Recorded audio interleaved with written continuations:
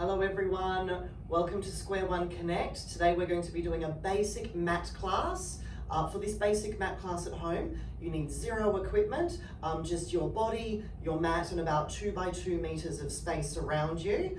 Remember to work within the considerations of any injuries that you might have, and if any of the exercises don't feel quite right while you're doing them, then simply just sit them out and then join back in when you feel ready. But we are pitching this at a beginner level, so all of the exercise theoretically should be accessible to almost everybody. All right, let's begin. Caitlin, lying down on your back, please. So from here, what we're going to do is we're just going to learn about our neutral spine and where our pelvis is. So I'm just going to get Caitlin to pop this hand across her chest here, just so you can have a bit of a better view of her pelvis. Now, from here, we're going to think about our 2 hip bones here and here at the front, and we're just going to tuck the tailbone and imprint the lower back, and those 2 hip bones will glide down towards the ground, towards Caitlin's belly button.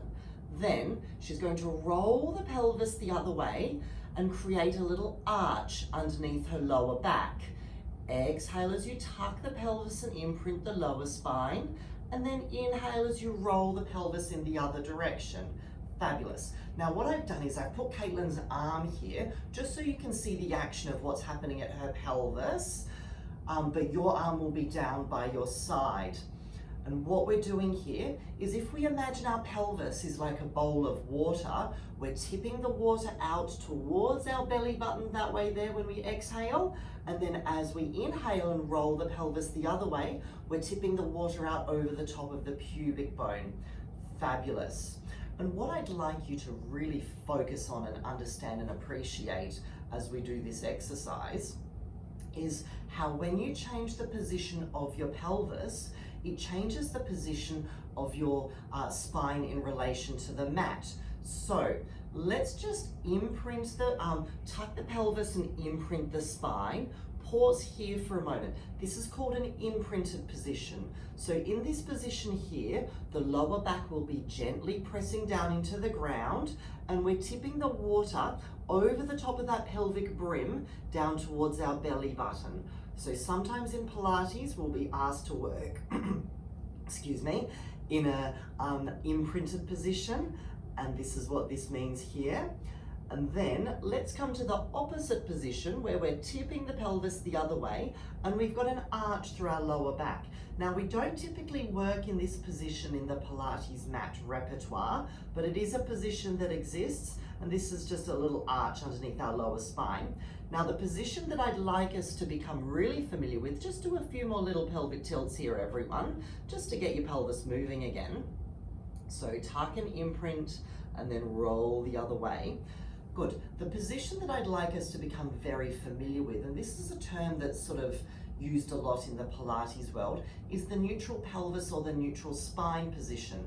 In my brain, neutral pelvis and neutral spine are the same thing, because as you change the position of your pelvis, it changes the position of your spine, and vice versa. As you change the position of your lower back, the position of your pelvis changes. So I think they're interrelated. So if at all you ever hear neutral pelvis or neutral spine, I'll show you what that position means. So we've done the imprint, we've done the arch.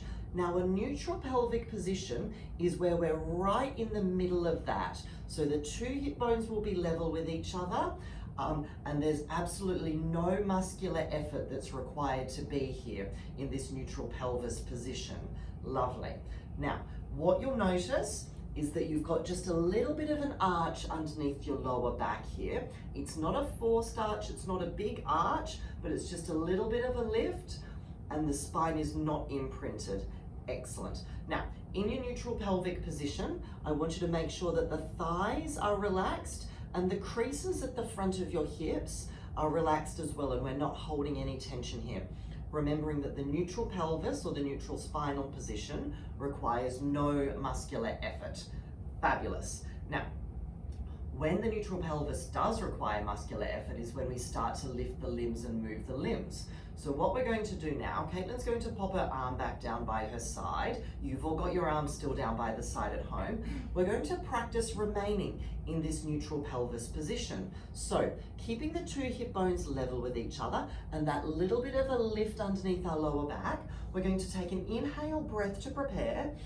And as we exhale, we're going to float the right leg up into a tabletop position and we're going to pause here. Now what we can see is in our tabletop position is that the shin bone is perfectly horizontal and the thigh bone is perfectly vertical and the foot here is relaxed. It doesn't have to be pointed, it doesn't have to be flexed, just wherever it wants to be. Lovely. Now, with this leg up here, I want you to think about the thigh bone dropping very heavy down into the hip socket, and this is when we're maintaining our neutral spinal position. Fabulous. Caitlin and you guys at home are going to lower your foot back down into exactly the same footprint, and then we're going to float our left leg up into tabletop. Lovely. Let's go through our quick little tabletop and neutral spine checklist. So, first of all, the two hip bones are level with each other. We've got that little bit of a lift underneath our lower back. The thigh bone is vertical and the shin bone is horizontal with a relaxed foot on the end. Lovely. Place that foot back down onto the earth. Let's do two more on either side. So we'll float up the right leg, find the tabletop position, and then place it back down. Exhale, float the left leg up into our tabletop position, and then inhale to lower the foot back down. Do a few more of these at home, everyone. And what I'd like you to pay particular attention to now is the position of your shoulders on the mat. So we've been focusing really hard on our tummy and on our pelvis and on where our legs are, but let's make sure that we're staying broad, wide, and melting through our shoulder back bones. Excellent. Now, let's bring the right leg up into tabletop. We're going to pause here, and then we're going to bring the left leg up into tabletop to join it. Excellent. Now, in this double-legged tabletop position, because we've brought both of the legs up, our pelvis is going to tuck back a little bit, and we're going to be now working into that slightly imprinted position. Very good. We'll start to notice a little bit more working through our tummies now, and we're still breathing here. Very important. Lovely. Now, what we're going to do, Caitlin's going to do her left leg first. We're going to do an exercise called the femur arc. So notice, because her shin is horizontal and her thigh is vertical, it makes a 90-degree angle behind the back of her left knee. What we're going to do is we're going to maintain that bend through the back of the knee, the 90 degrees, and we're going to exhale as we toe tap the left toe down towards the ground. Pause there, everyone. You can see that as she's lowered this down, the angle behind the back of the knee has remained the same. Bring the leg back up into tabletop, and then exhale as you toe tap your right toe down towards the earth, and then inhale to bring it back up. Lovely. Exhale, tap the left toe. Inhale, bring it back up. Lovely. Caitlin's going to continue on with this. What we should be feeling here, everyone, is a bit of work in through our tummy muscles. We're aiming to keep our pelvis a little bit tucked, and we're in that slightly imprinted position that we talked about. And we will be feeling a little bit of work in through the front of the legs and in through the front of the hips through our hip flexors. This is okay. We actually like our hip flexors to work a little bit. They're important. We need to have them strong to get us through life. Fabulous. One more on either leg at home here, everyone. Beautiful. One more for Caitlin so she's even. And let's place one foot back down onto the earth, all the way down, and then place the other foot all the way back down onto the earth. Excellent. So we've learned how to move our legs and our hips. What we're going to now learn is the relationship of our shoulder joint and our rib cage. So from here, Caitlin's going to reach her arms straight up towards the ceiling with the palms facing in towards each other. Beautiful. Now, from here, let's remember the work that we did with our pelvis. So we're going to keep our pelvis in that neutral position. There'll be a little bit of an arch underneath our lower back here. And what I'd like us to now focus on is the back of your rib cage. This might be a little bit tricky. Probably you've never been asked to think about the back of your rib cage before, but let's just go with this for today, for the moment. what we're going to do is we're going to send our awareness to the back of our rib cage. Make sure that we're pressing the back of the rib cage down into the mat. Excellent. Now, what we're going to do is we're going to exhale as we slowly take both of the arms over the head here, and you'll only go just to this position here. So you're not going to go all the way, and just take that little moment again. Make sure the back of the rib cage is pressing down into the mat. Fabulous. Bring the arms all the way back down towards the hips, and then arms come back over again. Lovely. We exhale as we take the arms over, and then we inhale as we bring the arms back down to the hips. Fabulous. So this exercise is called an arm arc, and what we're focusing on here is the back of the rib cage and making sure that we're moving just our shoulder joints. And because we're funneling these ribs down, pressing the back of the rib cage down, we're going to get a little connection into the front of the abdominal region here. Excellent. Now you've noticed, you may have noticed, I've been cueing through the back of the rib cage. Sometimes you'll see teachers cueing the front of the rib cage and trying to push and squash the front of the rib cage down. I don't particularly love this cue because, you know, the front of the rib is connected to the back of the rib. They're like little semicircles. So if you can organize the back of your rib cage, the front of your rib cage will be organized as well. And some people have ribs that just are a little bit more sticky outy than other people's ribs. That's perfectly fine. That's just a normal anatomical variation. So what's important here in our arm arcs is we focus on the back of our rib cage and our breathing. Beautiful. Then let's bring the arms all the way back down to the earth. Fabulous. Now, we've learned how to move our legs. We've learned how to move our arms while we're lying on our back. We've started to do a little bit of spinal movement and finding the spinal position. What we're going to do now is we're going to start to learn how to move our spine. So we'll move into an exercise called the bridge. So from here, make sure the feet are parallel in hip distance and the knees are pointing up to the roof. We're going to take a big inhale breath to prepare. And as we exhale, we're going to move into that imprinted and tucked pelvic position. Pause here for a moment. We've already been here. We know this position. But to move into the bridge, we're going to start to lift the hips up off the ground very slowly, and we're going to peel up just to the tips of our shoulder blades. Pause here, Caitlin. Now, it's not a super high bridge. We're aiming to stay in a scooped and curved position, and the lower tips of our wing bones remain on the floor. Take an inhale breath here, everyone, and as you exhale, think about every vertebra rolling down, imprinting one after the other, and then we roll our pelvis back into the neutral position. So remember, neutral spine, neutral pelvis, where it requires zero muscular effort to be. Then exhale, tuck the pelvis, imprint the lower spine, starting to peel up slowly, coming up just to the tips of your shoulder blades. Take a big inhale breath here. And then exhale as you roll back down through your spine, all the way, and find your neutral spinal position here again. Fabulous.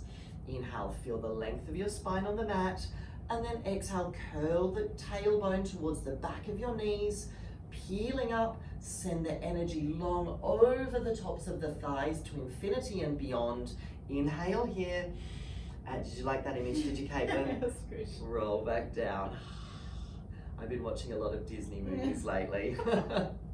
Rolling back up, that's, I stole that from Buzz Lightyear, that's not my own. Inhale here, and exhale, roll back down. Beautiful. We'll do 2 more bridges here. And in a bridge, everyone, where this is going to be working us is into our glutes, which are our main bottom muscles, and into our hamstrings as well. Excellent. 1 more bridge. And rolling back down through the spine. Wonderful. And give your knees a little cuddle into your chest, everyone. Just give ourselves a little stretchy here. Fabulous. Then let's learn the chest lift. So we're going to go hands behind the back of the head. So we've learned how now to move the legs, move the arms, move the pelvis, move the lower part of our spine, let's now learn how to move the upper part of our spine. So, remembering how we talked about the back of the rib cage, let's make sure that the back of the rib cage is imprinting down into the ground. The elbow tips are in our peripheral vision, the fingers are interlaced, and the thumbs are running down the back of the neck nice and long. Our pelvis is in that neutral position, and we're going to inhale to prepare here. As we exhale, we're going to start to curl up and feel like our sternum or our breastbone is sliding between our ribs like it's a zipper. We're going to reach and take hold of the back of our thighs. Pause here for a moment. Now, making sure the pelvis stays neutral, we're going to peel ourselves up a little higher. There, pause, and then take the hands back behind the head, staying lifted, and then rolling back down slowly, keeping the back of the rib cage imprinted. We don't want any flaring ribs. Beautiful. Inhale here, and exhale to peel back up. Inhale, reach the arms long, deepen the curve behind the back, hands come back behind the head, and then roll back down through the spine. Beautiful. Inhale there. Exhale, curling up. Inhale, reach the arms long. Use the arms to peel yourself higher. Stay high, take the hands behind the head, and then roll back down. We'll do 3 more of these, everyone. Exhale, peeling up. Reach the arms long. Peel up a little higher. Hands back behind the head. Rolling back down. Beautiful. 2 more. So we should be now getting a good sense of burning through the front of the tummy, particularly the upper tummy. Wonderful. She's doing so well. I'm sure you're all doing very well at home as well. Lovely. Pause here for a moment. Stretch the arms long so the palms are facing down towards the ground. And this is the start of a position called our hundreds position. And we're just going to hold it here. We won't do the full hundreds today, but I just want you to get some really good work in through your front tummy muscles. Now, if you're feeling it in your neck, I want you to peel up a little bit higher, which might sound a bit counterintuitive, but it'll put your head in a better position. It'll make you work your tummy harder, but that's okay. We like that. Beautiful. And hands come back behind the head again and roll back down through our spine. Excellent. Now, from here, we're going to all flip over onto our tummies and we're going to learn how to move our spine into what we call extension. So a lot of that work that we just did then is called flexion, where we curve forward. We're now going to learn how to move our spine in the reverse direction. So from here, we're going to have the hands underneath our shoulders. Our fingertips will be pointing forward and our elbows are pointing back like little grasshopper wings. Excellent. Now from here, the nose is hovering 1 millimeter above the floor. We're really long through the back of the neck here, like we've got a little IKEA pencil sticky taped to the back of the neck. And remember how we practiced the pelvic position while we were lying on our back? Now that we're lying on our tummy, I'd still like us to be in the neutral pelvic position. So how that's going to present itself is that we've got just a little bit of a gap, almost a little bit of a gap underneath our tummy, and we're really, really long through this part of our lower back here, and that we're not crunching it down, but we feel length. Now, from here, I want us to move from, if we had a heart rate monitor on, heart rate monitor and above. So we're going to start to press the elbows back and come up into what we call extension here. Pause here for a second, Caitlin, so everyone can see this at home. So we've moved just from here to here. Her neck is remaining long and her lower back has stayed in the same shape. She's still got that little bit of a tummy connection. We're then going to exhale as we roll back down and the forehead will hover just above the mat again. Lovely. Rolling back up, press the elbows back, squeeze them in at the sides, shoulder blades are drawn down, and lowering ourselves back down. Fabulous. Let's do 3 more of these and we'll use the breath. Take the inhale to fill the lungs up with air, coming up into extension, and then as you exhale, lower yourself back down and the nose and the forehead hover above the floor. Inhale, coming up, and exhale, lowering yourself back down. Fantastic. 2 more of these because I'm not very good at counting. Inhale as we come up, And exhale as we go back down. Lovely. Inhale, coming up. Pausing there, everyone. Squeeze the elbow tips in at the side for a moment. Good. Now, remember this position of the spine because we're going to use it in the next exercise. Lovely. Roll back down. And Caitlin's now going to stretch her arms out long behind her, and we're going to have our palms facing up. What I'd like you to do here is I'd like you to draw your shoulders back so your shoulders are lifted up off the ground here. Forehead and nose are still hovering up above the floor, and we're going to come into that same shape. But how I'd like you to access that is, first of all, float the arms up a little bit, and then reach the arms as long behind you as you can, and then lift up into that same shape through your spine, and then exhale as you lower yourself back down, but keep the hands lifted. Excellent. Inhale as we come up, and exhale as we lower ourselves back down. Now, key points here, everyone. We're not coming up very high. We're only coming up from the heart rate monitor and above. The key difference between this exercise and the previous exercise is in the previous exercise, we had the hands to help press ourselves up into that position. But in this exercise, we've taken away the hand support, so we're going to be working more into our muscles. If this version's a little bit much for us, stick with the version with your hands on the floor. Otherwise, we'll do 4 more darts together. And remember, the breathing is inhale as we come up, and then exhale as we go back down. Keep the shoulders stuck to the back of the rib cage here like the little jellyfish on the side of an aquarium. Jellyfish 1, jellyfish 2. Inhale as we come up. Exhaling back down. Fabulous. Keep that little tummy connection as well, so we're staying long through the lower back.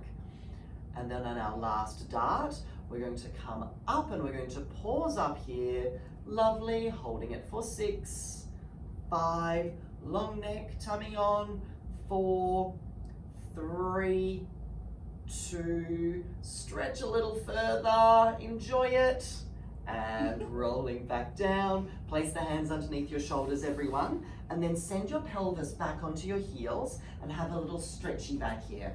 Excellent. So we'll just take any tension out of the lower back that we might have accumulated. Shouldn't be too much. Good. Then we're going to lie down on our side, facing towards the camera, please, Caitlin.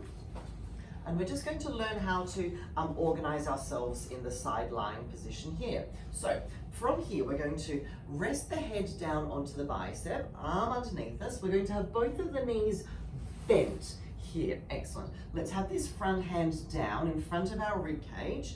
And what we're going to find is we're going to find our neutral spinal position in side lying. So from here, I want us to, again, make sure that the ribs are connected, and we'll have just a little bit of a lift underneath our lower waist. Some of us might not have a lift under there because of the shape of us, but I want you to feel like you're almost about to lift that skin up off the floor. Lovely. Now, the heels are in line with the bottom, and the knees are bent at that 90-degree mark again. From here, we're going to float this entire top leg up here. Pause there, everyone. Quick little checklist. Ribs connected, underneath waist lifted, and now with the leg, we've got the hip, the knee, and the ankle all parallel to the floor. Fabulous. Now, remembering the first exercise, one of the first exercises that we did where we keep the knee bent at 90 degrees, this is another one of those where we keep the knee bent at 90 degrees the whole time. So this time we're going to exhale as we carry the leg forward, skirting it along a little low-lying table, and then inhale as we take the leg back, and the leg can go back behind us so long as we're keeping the knee bent at 90 degrees and the 2 hips stacked on top of each other. Exhale, carry the leg forward again, and then inhale, take the leg back. Wonderful, lovely. Now, remembering those 2 front hip bone here and then hip bone down here, if we had our spirit level back again and we had it down, it would be perfectly vertical, and the 2 hip bones would keep touching that spirit level the whole time. Excellent work. What this exercise is doing is this is going to start to work into the muscles on the side of the top hip here. These are called our gluteus medius muscles, and they're very important for stability and for standing on one leg. Fabulous. So we should just be starting to feel a little bit of a burn in through the side of the hip here. And then let's carry that leg forward, and we're going to pause here with the leg forward, and then with our kneecap, we're going to draw little circles for 10, 9, 8, 7, 6, don't race me, Caitlin, 5, 4, not a race, just a Pilates class, 2, 1, and we'll go the reverse direction for 10, 9, 8, 7, 6, 5, 4, 3, 2, 1. Pop that knee back down on top of the other knee, and let's roll over to the other side, and she'll get me back for that comment a little bit later, I'm sure. Lovely. So underneath arm bend, legs are bent at 90 degrees in through the knees. Heels are in line with our bottom. We've got that little bit of a lift underneath our waist there, and the two hip bones are level. Vertical spirit level there.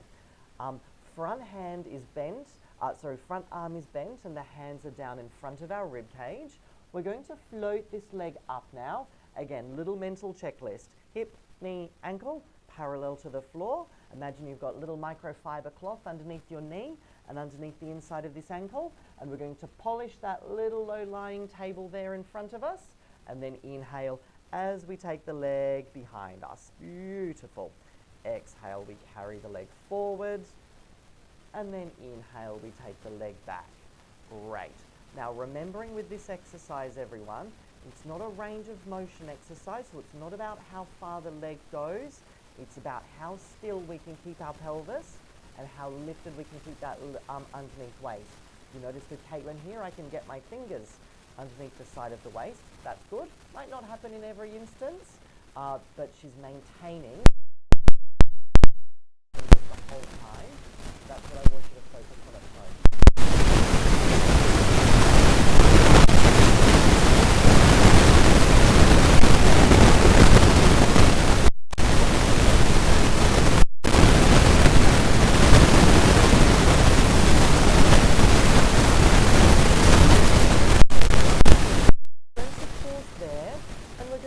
Some little circles with our kneecap in front of us for 10, 9, 8, 7, 6, 5, 4, 3, 2, 1. Reverse it for 10, 9, 8, 7, 6, 5, 4, 3,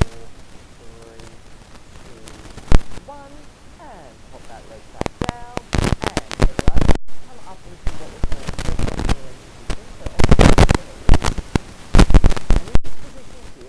let's run through our quick little checklist. So, we're going to make sure that the knees are underneath the hips and that the wrists are underneath our shoulders. We're going to make sure we're still in that neutral spine position. So we will have a gentle curve through our lower back, and we'll also have a little curve going the other way into our upper back in here. Excellent.